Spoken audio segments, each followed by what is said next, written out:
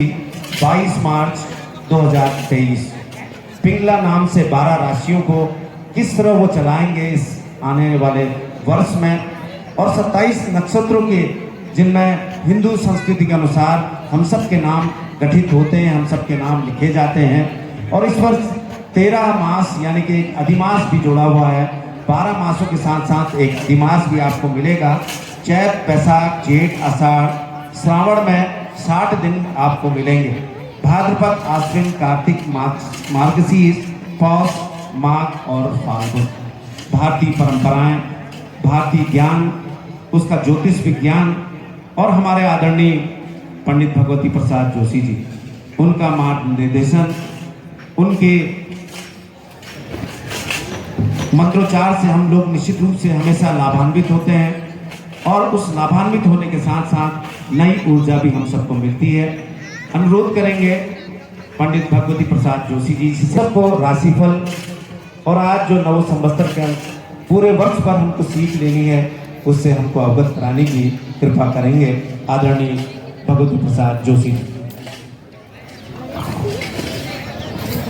सर्वमंगल मांगल्ये शिवे सर्वार्थ साधिके शरण्ये त्र्यंबके गौरी नारायणि नमोस्तुते। शुक्लां ब्रह्म विचार सार पदमां माद्यां जगद्व्यापिनीं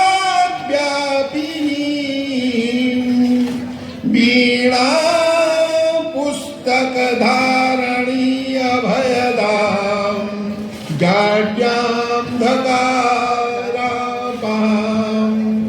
हस्ते स्फटिकमालिकां विदधतीं परमेश्वरीं भगवतीं विद्यां बुद्धि शारदां सरस्वत्यै नमः। सभी धर्मादुरादि भक्तजन, माताएं, बहनें, प्यारे विद्यार्थियों, बड़े हर्ष का विषय है राम सेवक सभा के इस परिसर में हम लोग नूतन वर्ष जो हिंदू नववर्ष है, जिसके आज संवत्सर प्रतिपदा भी कहते हैं, और वासंतिक नवरात्र, वसंत ऋतु की जो नवरात्र हैं ये आदि से प्रारंभ होती हैं, इसलिए इसको वासंतिक नवरात्रियां भी कहते हैं। वर्ष में 4 नवरात्रियां होती है महामाया जगदम्बा की। प्रारंभ में जनवरी के महीने में माघ मास में, जो माघ मास की शुक्ल पक्ष से आरंभ होती है और माघी पौर्णमासी तक, उसको हम गुप्त नवरात्रि कहते हैं। और आज से जो नवरात्रि हुई इसको वासंतिक नवरात्रि कहते हैं। और जो शारदीय आषाढ़ मास में नवरात्रियां आएंगी, वर्षा ऋतु में जब चातुर्मास प्रारंभ होता है तब उसको कहते हैं वर्षा ऋतु की नवरात्रियां। 4 महीने का चातुर्मास होता है जब भगवान शयन करने को चले जाते हैं। उसके पश्चात शारदीय नवरात्रियां जो शरद ऋतु में होती है। तो ये वासंतिक नवरात्रियों में आज का जो दिन है संवत्सर प्रतिपदा, इसको संवत्सर तो हमारा दिन है और प्रतिपदा आज पड़वा तिथि है, तो प्रतिपदा इसलिए कहते हैं संवत्सर प्रतिपदा। तो बड़े भाग मानव तन पावा, हमने अनेक जन्म संस्कृति के कर्मों से इस मनुष्य शरीर को प्राप्त किया है। इस मनुष्य शरीर को प्राप्त करने के पश्चात इस मृत्यु लोक में अगर हम भगवान की आराधना इतने भाग दौड़ के पश्चात भी एक घड़ी आधी में पुनियाद और तुलसी संगत साधु की कटे कोटि अपराध, एक घड़ी भी भगवान का स्मरण कर लेंगे तो उसी से हमारे चित्त में बड़ी शांति मिलती है, बड़ा आनंद हमें प्राप्त होता है। मुझे आदेश हुआ है 9 संवत्सर आपको सुनाने का, तो मैं सबसे पहले पूरे परिसर में जितने भी हमारे धर्मानुरागी भक्तजन बैठे हैं उन सबको इस पिंगल नाम संवत्सर की हार्दिक बधाई देता हूं और मां जगदम्बा से प्रार्थना करता हूं कि वो सबको दीर्घायु रखे, आरोग्य रखे, चिरंजीवी रखे, सबकी मनोकामनाएं पूर्ण करे। अब जो पिंगल नाम का संवत्सर है, 2080 संवत के संवत्सर का करो बखान, किसे ग्रहों ने चुना वर्षपति और कौन आमात्य प्रधान। देखिए आज बुधवार है, तो बुधवार जो हो गया राजा हो गया, मैं हमेशा कहता हूं। और शुक्रवार 14 अप्रैल को शुक्रवार है, तो वो आमात्य प्रधानमंत्री हो गया। आज जो दिन पड़ेगा, चाहे इतवार हो, सोमवार हो, मंगलवार हो, बुधवार हो, कोई भी बार पड़े 7 बारों में, तो वो बार जो भी होगा आज का दिन वो राजा होगा। और जो विश्वत संक्रांति, जिसको हम वैशाख के महीने में जो संक्रांति आएगी, जिसको मेघ की संक्रांति कहते हैं, उसको कहेंगे हम मंत्री, वो प्रधान होगा मंत्री। अब बुधदेव इस बार वर्षपति और भृगु आमात्य प्रधान, शुक्रवार को भृगुवासर भी कहते हैं, तो शुक्रवार को भृगुवासर कहते हैं, तो ये क्या है, मंत्री हैं। दोनों के सहयोग से, राजा के भी और प्रधान जी के भी सहयोग से इस वर्ष अच्छे और बुरे काम दोनों होंगे। महिमा गायक कलाकार की, पर रोग रहे ठग पाखंडी का भी।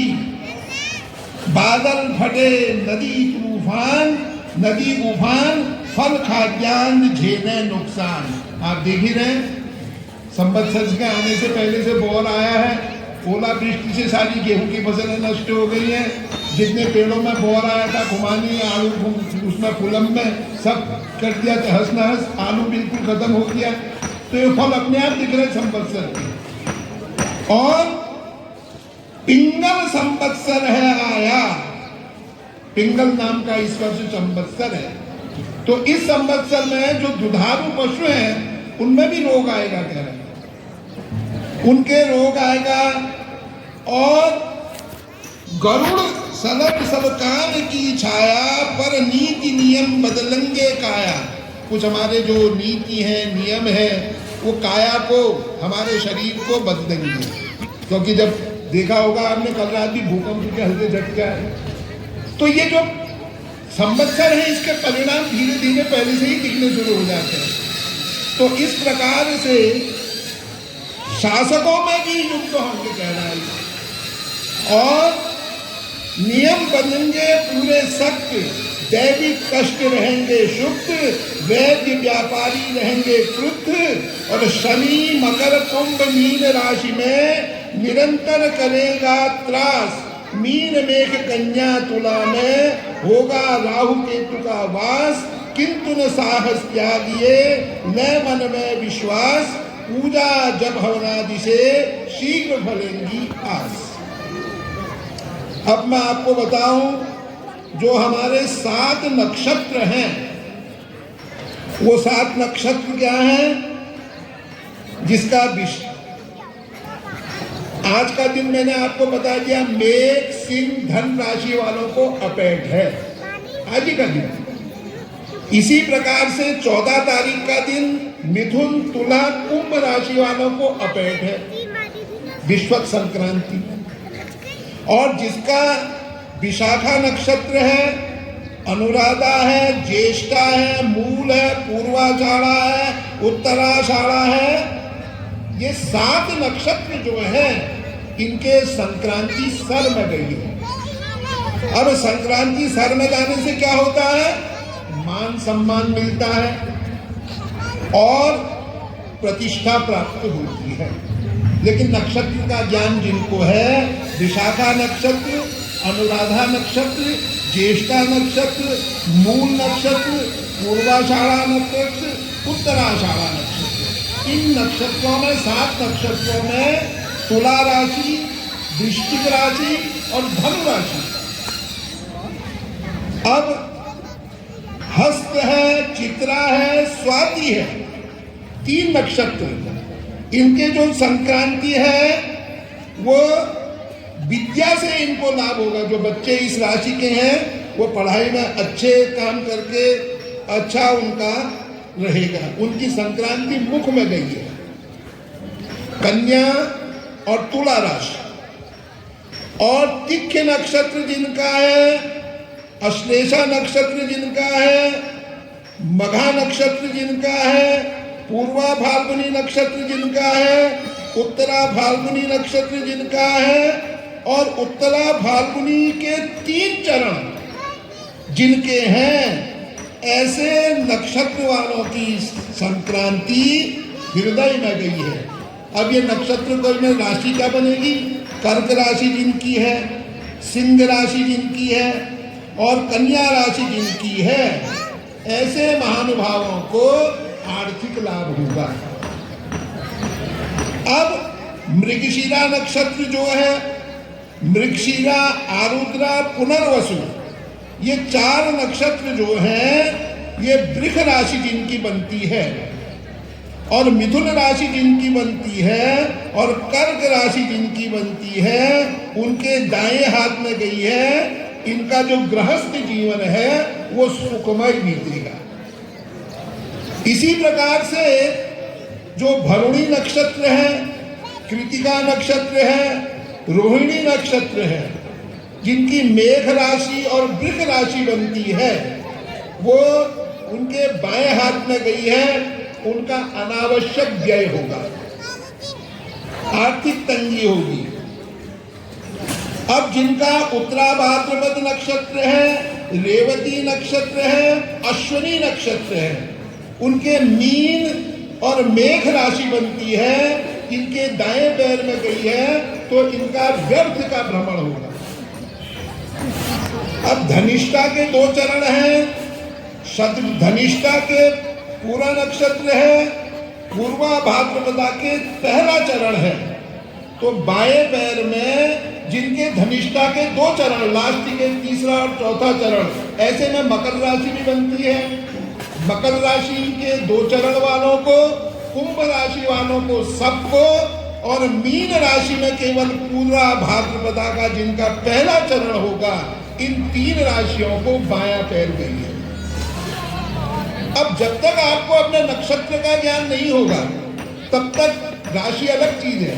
कई लोग आजकल क्या करते हैं, बच्चे का नाम दूसरा होगा, राशि का नाम अलग होगा। तो राशि का जब तक आपको ज्ञान नहीं होगा, नक्षत्र का ज्ञान नहीं होगा, तब तक ये आपको समझ में कम आएगा। अगर आपको नक्षत्र का ज्ञान है तो ये सब समझ में आ जाए। अब इस वर्ष जो मेघ राशि में है, इसका जो वार्षिक जो राशिफल है, तो राशि वालों के लिए वर्ष का उत्तरार्ध अच्छा रहेगा। अकारण मन में भय बना रहने से मानसिक अशांति हो सकती है। घर में धार्मिक अनुष्ठान होंगे, शत्रु स्वयं परास्त होंगे। विद्यार्थियों के लिए समय अनुकूल है। तीसरे, छठे, 11वें महीने में कार्य सिद्धि होगी। गुरु एवं राहु का जाप दान करने से अशुभ फलों में कमी आएगी। मेघ राशि वालों का, वृष राशि वालों का वर्ष में व्यय अधिक होगा। यद्यपि आय के स्रोत भी बढ़ेंगे, संतान की ओर से शुभ समाचार मिलेंगे। स्वास्थ्य की दृष्टि से वर्ष शुभ रहेगा। भूमि और मकान में विवाद होंगे। पुराने लंबित कार्य पूर्ण होंगे। वर्ष के चौथे, 7वें, 12वें महीने में महत्वपूर्ण कार्यों को सिद्ध कर लेने चाहिए। गुरु शनि राहु के अशुभ फलों के निराकरण हेतु भगवान की आराधना करें। मिथुन राशि वालों का वर्ष मिश्रित फलदायक रहेगा। चल अचल संपत्ति खरीदने का योग बनेगा, लेकिन वाणी और क्रोध पर नियंत्रण रखना आवश्यक है। साझेदारी में कार्य करना अच्छा रहेगा। दाम्पत्य जीवन अच्छा रहेगा। निरर्थक भ्रमण तथा व्यय प्राय होता रहेगा। वर्ष के 1, 5, 8वें महीने आपके लिए शुभ फलदायक है। अशुभ फल के परिहारार्थ शनि और केतु का जपदान करें। कर्क राशि वालों को शनि की ढैया का प्रभाव रहेगा। मानसिक एवं शारीरिक कष्ट होगा। संतान की चिंता बनी रहेगी। चल अचल संपत्ति में विवाद हो सकता है, नए कार्यों में व्यवधान उत्पन्न होंगे। 2, 6, 8वें महीने अपने कार्यों को सिद्ध करने का प्रयास करें और गुरु शनि राहु केतु का निराकरण करके भगवान संकट मोचन की आराधना करने शुभ फलों में कमी आएगी। सिंह राशि वालों का वर्ष मिश्रित फलदायक रहेगा। गुरु के राशि परिवर्तन के बाद से रुके हुए धन की प्राप्ति होगी, यश कीर्ति में वृद्धि होगी, सुख के संसाधनों में धन का व्यय होगा और दाम्पत्य जीवन में व्यवधान उत्पन्न होंगे। 3, 7, 10वें माह शुभ फलदायक होंगे। अशुभ फलों में न्यूनता के लिए शिव आराधना एवं राहु जपदान करना चाहिए। कन्या राशि वालों का वर्ष चुनौतीपूर्ण है। जहां एक और सुख संसाधनों में वृद्धि होगी, वहीं छोटी सी भूल से कोई बड़ा खतरा भी उत्पन्न हो सकता है। अतः सावधानी अपेक्षित है। मित्र वर्ग से बहुत संभल कर बात करें, विश्वासघात हो सकता है। 4, 8, 11वें महीने आपके लिए शुभ फलप्रद रहेंगे। अशुभ फल परिहारार्थ शनि राहु का दान और हनुमान जी की आराधना श्रेयस्कर होगा। तुला राशि वालों का वर्ष मिश्रित फलदायक है। सम्मान और यश कीर्ति बढ़ेगी, नई योजनाएं फलीभूत होंगी, दाम्पत्य जीवन में परेशानियां आएंगी, संतान की तरफ से शुभ समाचार बड़ी मुश्किल से मिलेंगे। न्यायालय जाने से बचने का प्रयत्न करें। 5, 9 तथा 12वें माह में महत्वपूर्ण कार्य सिद्ध करें। शनि राहु तथा केतु के अशुभ फल निराकरण के लिए भगवान शंकर की हनुमान जी की आराधना करना अच्छा रहेगा। वृश्चिक राशि वालों का वर्ष चतुर्थ शनि से प्रभावित रहेगा। किसी प्रियजन के दूर होने से कष्ट मिलेगा। मकान या भूमि में निवेश करना शुभ रहेगा। प्रतिस्पर्धा प्रभावी रहेंगे। अकारण व्यय और चिंता बनी रहेगी। आय के स्रोत बाधित रहेंगे। वर्ष में महत्वपूर्ण कार्यों को 1, 6, 10वें माह में पूर्ण करने का प्रयास करें। अशुभ फलों का निराकरण हेतु गुरु शनि एवं केतु का जपदान करना चाहिए। धनु राशि वालों का वर्ष शुभ फल कारक है। संतान की ओर से शुभ समाचार मिलेंगे। लंबे समय से रुके हुए धन की प्राप्ति होगी। धनागम के नए स्रोत भी मिलेंगे। घर में मंगल कार्य संपन्न होंगे। मित्रों से सचेत रहने की जरूरत है। वर्ष के 2, 7, 11वें माह में जरूरी कार्यों को पूरा करने का प्रयास करें। अशुभ फल निराकरण के लिए राहु का जपदान एवं हनुमान जी की आराधना करना श्रेयस्कर रहेगा। मकर राशि वालों का जो वर्ष है वो शनि की 7.5 के प्रभाव से प्रभावित रहेंगे। स्वास्थ्य की दृष्टि से वर्ष सामान्य फलदायक सिद्ध होगा। स्थानांतरण के वजह से पारिवारिक उलझनें बढ़ेंगी। भूमि भवन निर्माण कार्य करना फलीभूत होगा। संतान पक्ष से उलझनें बढ़ेंगी। अकारण अपमान होने से मानसिक कष्ट होगा। 3, 8, 12वें महीने में महत्वपूर्ण कार्यों को सिद्ध कर लें। गुरु शनि राहु केतु के अशुभ फल के निराकरण हेतु जपदान करें और हनुमान जी की आराधना करें। कुंभ राशि वालों का संपूर्ण वर्ष शनि के प्रभाव से संघर्षमय कार्य सिद्धि में बाधाएं स्वतः उत्पन्न होंगी एवं आय के स्रोत भी संकुचित होंगे। अपने प्रियजनों से दूरी बढ़ जाएगी। आर्थिक, मानसिक और शारीरिक कष्ट का समय होगा। 1, 4, 9वें माह आपके लिए शुभ फलप्रद रहेंगे। अशुभ फल के परिहारार्थ गुरु शनि केतु का जपदान एवं भगवान शंकर की आराधना श्रेयस्कर रहेगी। मीन राशि वालों का शनि की 7.5 के प्रभाव शुरू हो जाएगा। अकारण अपनों से दूरियां बढ़ने लगेंगी, मानसिक और शारीरिक कष्ट होगा, भूमि भवन वाहन आदि भवनादि में निवेश अच्छा रहेगा। किसी भी प्रकार के साझे के कार्य में निवेश करना परेशानी का कारण बन सकता है। विद्यार्थियों को संघर्ष के उपरांत सफलता अवश्य मिलेगी। 2, 5, 10वें माह में महत्वपूर्ण कार्यों को सिद्ध करें। शनि राहु केतु का जपदान और हनुमान जी की आराधना से अशुभ फलों में न्यूनता आएगी। अब ये जो 12 राशियां हैं, इनका मैंने आपको वार्षिक जो वो फल था वो आपको सुनाया, और इन वार्षिक फलों के आधार पर जो 14 तारीख को विश्व संक्रांति आएगी वो भी मैंने आपको बताया कि मिथुन तुला कुंभ राशि को अपेट है। तो ये सब चलता रहता है, सृष्टि का क्रम है, लेकिन हमको अपना कार्य करना है और अपने कार्य के साथ साथ सामाजिक कार्यों में भी बड़े जोर शोर से हिस्सा लेकर के इन कार्यों का भी निर्वहन करना है। और सबसे पहले मैं फिर इसी बात को यहाँ पर दोहरा रहा हूँ कि हम सबको अपने नगर को, अपने प्रदेश को, अपने देश को, अपने एक अखंड राज्य की स्थापना के लिए, अपने अखंड उसके लिए सबसे पहले महामाया जगदम्बा का जो सरोवर है, इसके संरक्षण, इसके संवर्धन के लिए आगे आना है। अगर सरोवर है तो नैनीताल है, और नैनीताल है तो सब कुछ है। इन्हीं शब्दों के साथ मैं सबको नववर्ष की हार्दिक शुभकामनाएं देता हूँ, बधाई देता हूँ। सर्वे भवन्तु सुखिनः, सर्वे सन्तु निरामया, सर्वे भद्राणि पश्यन्तु, मा कश्चित् दुःख भाग् भवेत्। ओम शांति शांति शांति। सेवक सभा के